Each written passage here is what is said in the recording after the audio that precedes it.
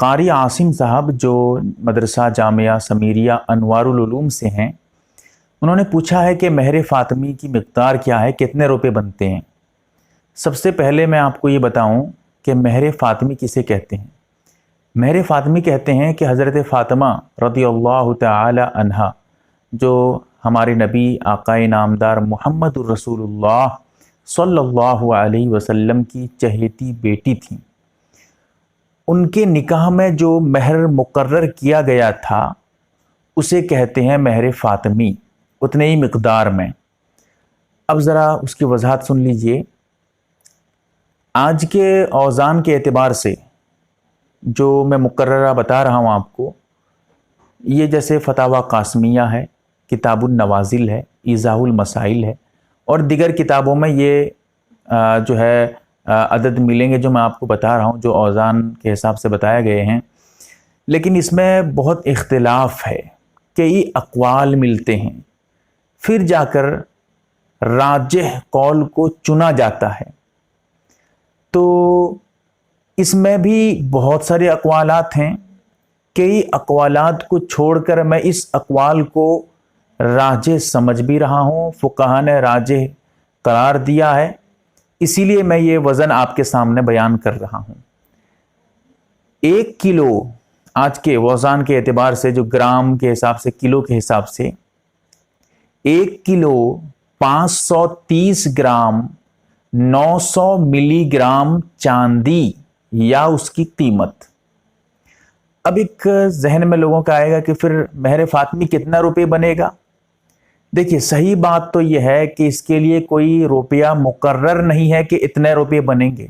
1 लाख रुपए, 1.5 लाख रुपए, 2 लाख रुपए, ये मुकर्रर नहीं है। क्यों मुकर्रर नहीं है? क्योंकि चांदी की कीमत घटती रहती है, बढ़ती रहती है।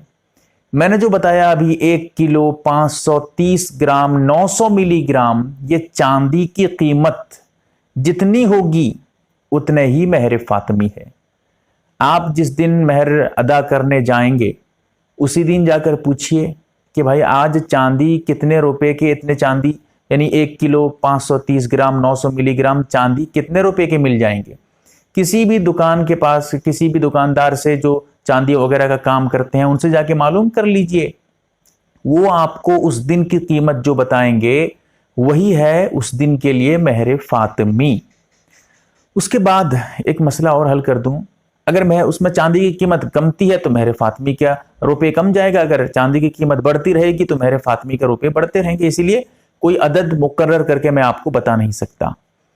उसके अलावा एक मसला और समझ लीजिए, महर फ़ातिमी के चक्कर में होता यह है, महर फ़ातिमी की तो फजीलत है क्योंकि अल्लाह के रसूल सल्लल्लाहु अलैहि वसल्लम की बेटी की महर है, उनका जो है महर, तो इसीलिए इसको आप हल्के में नहीं ले सकते। जिसकी हैसियत है, जिसके अंदर इतनी जुर्रत है, वो अदा कर सके तो महर फ़ातिमी ज़रूर रखे, बहुत अच्छी चीज़ है। लेकिन अगर उसके अंदर इतनी ताकत नहीं है, जानता है कि महर फ़ातिमी में अदा नहीं कर सकता, फिर भी उसके बावजूद ज़बरदस्ती आजकल होता है कि महर फ़ातिमी रखाओ, ज़बरदस्ती करके उससे रखाया जाता है, बाद में वो महर अदा ही नहीं कर पाता है।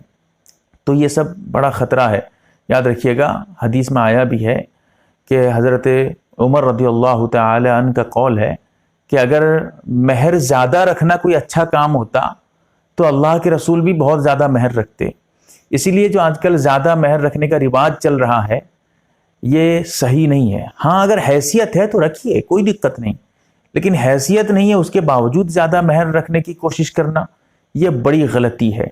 महर इस तरह मुकर्रर करिए कि कम भी न हो, ज़्यादा भी न हो, हैसियत के एतबार से हो और अदा करने की ताकत हो उसके अंदर।